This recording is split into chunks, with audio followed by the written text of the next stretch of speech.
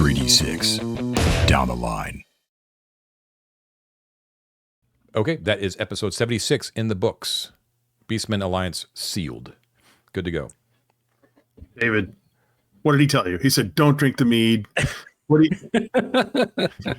You're all, I want to meet the obviously evil lady who's going to like suck out my blood and make me have sex with a goat. Oh, can't wait. Baby. Where did I imply that? I didn't imply. Listen. All I'm saying is you guys were all for meeting Mom and her lovely court, and I said, you watch out for that one. Was I right or was I right? I don't know. Mommy Dearest is a no for me. No, I was trying to, I think it was probably clear by the time I asked more questions of John, but I was trying to settle up close to her I don't know, dude. Info, etc. Yeah. I think she's into you. I really do. I'm going to, I don't want to tell the DM, the dirty, no good DM, what my plans are. He'll have to deal with them when I say them in camera. But, okay. Yeah, no, I think this is a situation in which intimacy might be our best defense. Lacking drinking that wine and becoming a sheep-headed lapdog. It also seems, though this is pure speculation, that perhaps the good deeds that we did for Scleros and his kind paid off in his warning not to drink that wine. I don't know that he would have given that warning to everyone else.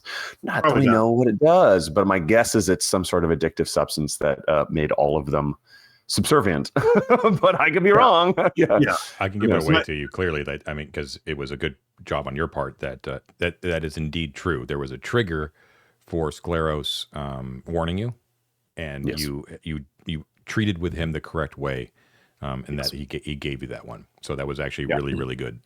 So good job, Ted, because that really was huge. Now here's a question for you. Would you have tasted it if he had not warned you not to? 100%. It seems, okay. For sure. You know me. The thing is, I say that would. I just want to hear you say it. It's okay. Actually, truthfully, if that was a cup of wine sitting on a dais in the middle of the dungeon, yes. Yeah. I think enough suspicion existed around her that I probably wouldn't have, honestly, regardless. I just didn't. I'm waiting for the illusion to fade and for her to be a 40-foot serpent. Is where I'm at right now. Well, I think she's. Go ahead. I detect delusions. If she was a 40-foot serpent when I walked in the room, I had the mask on. I should have seen it.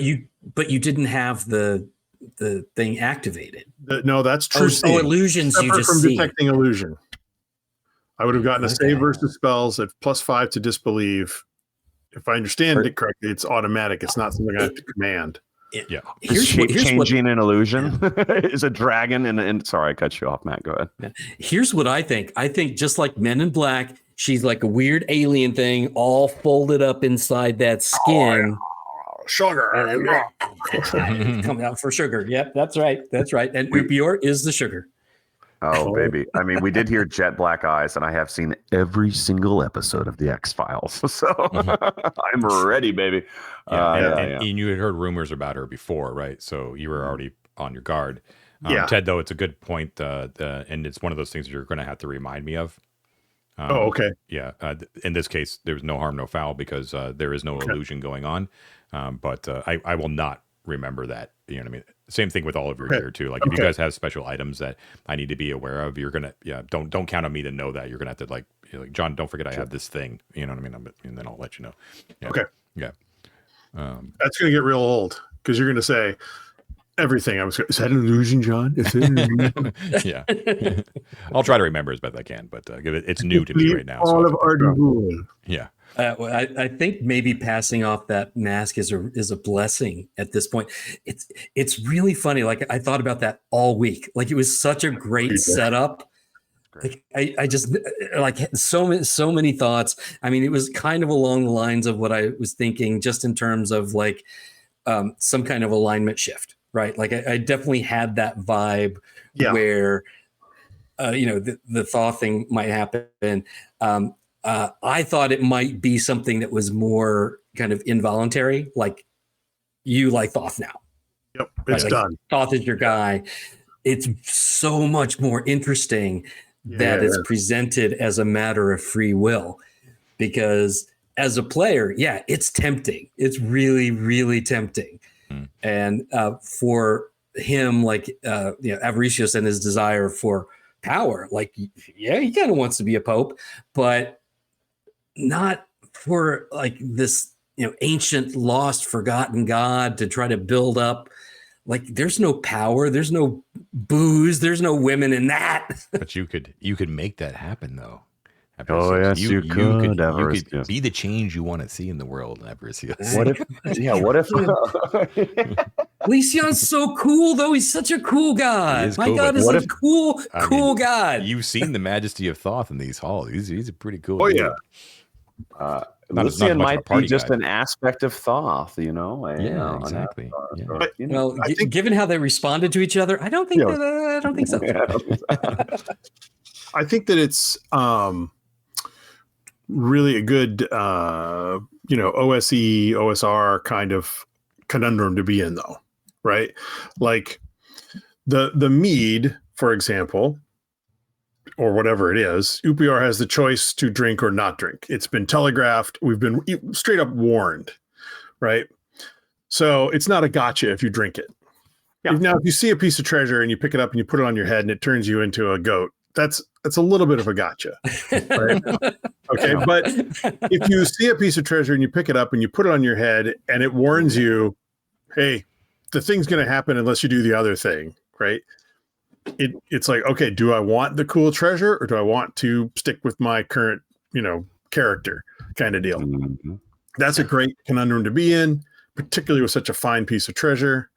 So I think it's really cool that that's how it's set up. I think it's a great mechanic and a great way of playing it. I really, as opposed to like, the girdle of gender change or whatever that was from the old masculinity, femininity. I remember that one. Yeah. I've seen that thing. You put it on, you're a girl, which doesn't affect, your character at all. But when you're 12 and a magic item turns you into a girl, you get a little bit upset about it. I have to tell you, it's not fun. Right. Or vice versa. Right. Or vice versa. Yeah. Exactly. Yeah, I like it because it's an actionable crisis of faith, which I think which is kind cool. of, at least in Avaricious' case specifically. And I mean, admittedly, when you look back at episode 75, like the previous episode where you found the mask, I was caught flat-footed a little bit because I knew what the mask could do or but the fact that it was Avaricious who did it, and then in addition, you were also the one that desecrated the body of the guy who used to wear it.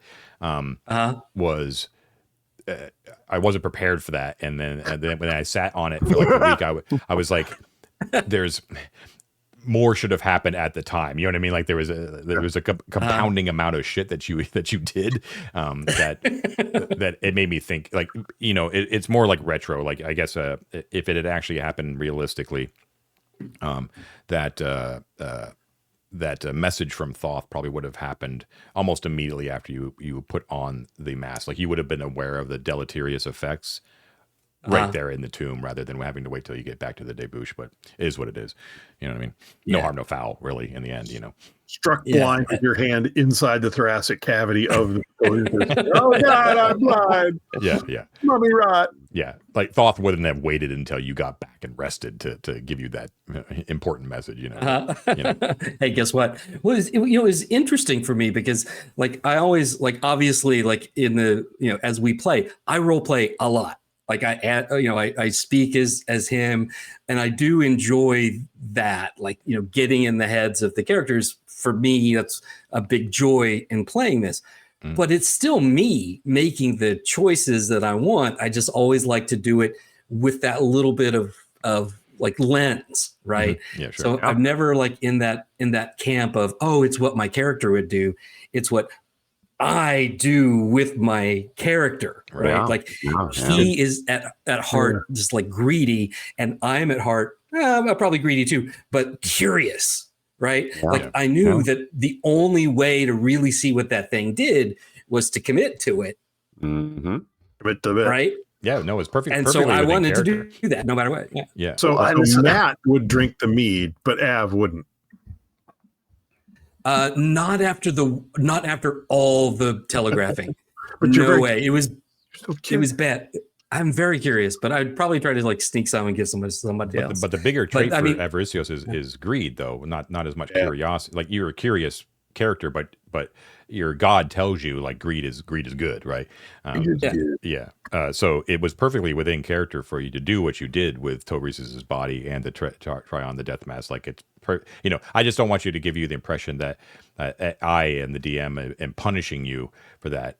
Like you played it in character. It was Thoth who was giving you the, both Thoth and Lysion are not happy with what you did, And yes, I have to play those characters, but believe me, it was from a neutral place. It was like extrapolating, like what would your gods think about what you just did, and it was very interesting because Lysion would view your desire for the mask to be perfectly within his portfolio, right? But you donning it, which triggers like this sort of path towards being the head cleric of Thoth, he would very much not like that at all, right? And then Thoth, of course, would completely be pissed off if you desecrated the body of his main servant.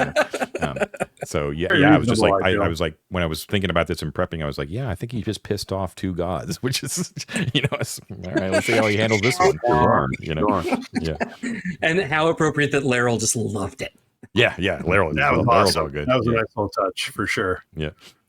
It's a great use case for like the relativity of agency, I suppose, which is to say that like because it isn't a gotcha, like Ted said, because it isn't a purely punitive thing, because it's a decision, and it's a decision that's compelling, but it's variable to what degree it is compelling to which character and why. Yeah, it's a very interesting item for a cleric to have versus a thief, right? Because the decision, and not just that from a mechanical standpoint. This is like the interesting bridge between character and player, right? It's mechanically interesting, but if I'm playing a thief, it's also narratively believable that as someone who is not explicitly of faith, I would like, sure, Thoth, I'm in, right? And maybe insincerely, but then like through acts and through power and through persuasion of that item, decide as a player that, well, I have to tell John I'm genuinely in now, which is precisely what Thoth is telling my character to do. Right. It's a bait, right? So faith is a display of miracles, right? In the Thothian sense, you are experiencing a miracle, both as the character and player, and therefore the incentive, and either I'm being a bit redundant, is to move forward in pursuit of that. It is only if you already possess a faith, right, that is in contrast to that does not present itself purely as a miracle, right? And then you have a far different, I think, conversation with yourself about agency, about intent, about all these other things. I don't know. It's very fascinating. Yeah. Well, just go ahead. Matt. No, go ahead, Matt. I was just going to say, like, how bizarre! Like this guy in this ancient land, he has had direct contact with two divine beings. Two gods have been in direct communication with him. Some positive, some negative, but that's mind blowing. And you're right? you're at that level now where that's not that it'll always be a rare thing, but that it's a feasible thing. And the only other way that you were able to have contact with a god was to actually sit in that seat, right? The god phone. But I think it's an interesting look at faith in a fantasy milieu like this as well, because you have that. This is a very real, tangible example of where you are presented with absolute proof that the god exists. But it also kind of raises interesting questions about pantheism in a world where the gods can provably exist, right? So you have absolute evidence that Thoth and Lysion really do exist, right? You've communicated with both of them, no doubt, and so it's not a question of you will worship, you will worship me before all others because all other gods are false. You know what I mean? I don't know what I'm trying to say. It's just no, I follow. Yeah, it's like like Avaricios knows that Thoth does exist, yet all of his faith is in Lysion. But it's a different kind of faith than we would find in like real world religions, where the faith in a Judeo-Christian God then basically says that no other gods exist, like they're all false and they're all idols, right? You're in a world where you have tangible proof that Thoth does exist, yet your faith in Lysion is rock hard and solid, and you will never betray it. So what does that what does that mean for your view of Thoth, right? And I mean, yes, and that's the interesting thing, right? Because we're talking about the experience of the divine, not just the conceptualization of the divine. And by experiencing it firsthand, we also see through pantheism versus, like you said, the Abrahamic thing, right? That when in an Abrahamic sense, no gods but me exist, words are magic. They don't, right? If you are a believer, they don't. Right. To access them requires your God to conceive of them, and they don't. Right. So that can't exist in a pantheon like this. In a pantheon, those gods say, I am above all gods, but I accept these gods exist because I am in conversation with them and with you. And I will punish you for being in conversation with them, which is a completely different definition of divinity. Yeah. Right. And what we perceive of it and our agency within it. Right. I don't know. Well, cool. I mean, I think if you look back at historic, antiquity, right. Sure. The Romans had certain gods. Yeah. And they would come and invade the Germanic lands or whatever, and they would kick everybody's ass as they did. And they would say, first of all, obviously, our gods are more powerful than your gods. Look what we just did. We have more powerful gods. You could still, worship your gods. We don't care about that, right? Because as long as you also offer tribute to our gods, which are clearly more powerful. And, I think that's kind of a situation what we have here, right? So Lysion is the god which Avaricios follows. It's a question of which god is more powerful, which god has remember Cronin and Crom, right? And there's Cronin and Subutai talking about their two gods, and they're kind of compare the power between the two, whatever, my god is all the whole sky and everything. And Subutai did not offer a convincing argument to Conan to abandon Crom.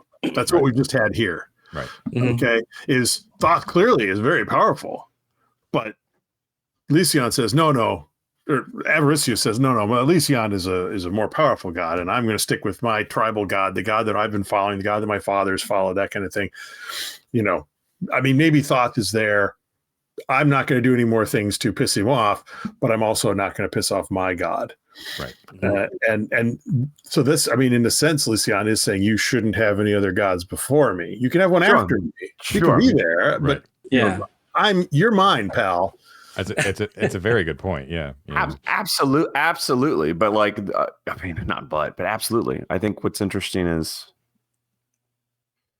I don't know. It's a lot of interesting things. I just think that the fact that they're in conversation with each other implies that they acknowledge each other's existence. They just don't think they all think they're sub deities, right? I'm not sure if Crom has an antecedent, because I don't know the etymology of Crom, but in its expression in my memory, I haven't read the Howard books in a very long time, and the movie, of course, they're not theological studies. Yes, I know. They're not. But in a very and not in an edgelord sense, but in a very philosophical sense, Crom is almost like the essential Zarathustrian god. It's very Nietzschean, right? It is an anti-god. It is an anti-existence. It is a non-presence that takes up negative space. You know what I mean? And am I misremembering how Crom is described? Essentially, Crom exists because my Howard lore is not great. It's been so long since I've read, but I'm but sure just say the same thing you just said, but in an Arnold accent, and I think it'll be right. Yeah. I don't know. It's just very interesting, basically. David, if I may, just one thing: the possibility exists that both Lysion and Thoth are simply some larger god messing with Matt. I don't know what you're talking about. Laryl is the true god. Yeah. I'm doing voices. Yeah. I'm not entirely convinced that this isn't a roadside picnic situation where We are the ants finding the can of beans and thinking it's the divine, right? And what's going on is we have two different binary codes from some machine intelligence in the sky that are just going, yes, no, yes, no, yes, no to Matt's psyche. And he's like, you know what I mean? Like, speaking of, well, never mind. That's another time. It's an interesting thing because it's and we've seen depictions of pantheism in countless D&D worlds. It's just usually the standard, right? And they all usually follow the same sort of prescriptions and all that kind of stuff. But this one's particularly interesting because we're dealing with a god from a dead religion, or an old pantheon, with a god from a new pantheon. And how they possibly interact through their faithful, which is an interesting question in itself. But then the other thing I wanted to point out is, again, Avaricios is the perfect character to kind of take the brunt of this decision. And in the retrospect, I'm very glad that it was Avaricios was the one that actually got the mask and did the desecration, because it leads. He's the most interesting character for it to have happened, for the dilemma to be presented, right? Absolutely. One thing I probably should have conveyed when it happened was that there was a recognition by Thoth that Avaricios is a man of strong faith. That's a key thing. Like, regardless of where that faith is directed, where that resides, that you have that in you, right? Like, it's like you're a man of the potential of great piety and great faith, and he sees that potential. Right, and that's why he's saying, like, instead of just striking you down for your uppityness with desecrating the body of his servant, he's basically recognizing in you that you have the power and the ability to be his most faithful servant. It's just that your faith, it just needs to be redirected, right? Just to be, turn the rail switch on. You know what I mean? That's what we need to do is, like, start the bidding. He's going to show his stump. Hey, like, who's willing to, like, you got something for me, Thoth, baby? Huh? I know you got it in you. Yeah. So, anyways, very cool stuff. Maybe Mother will put a goat head on the stump. Who knows?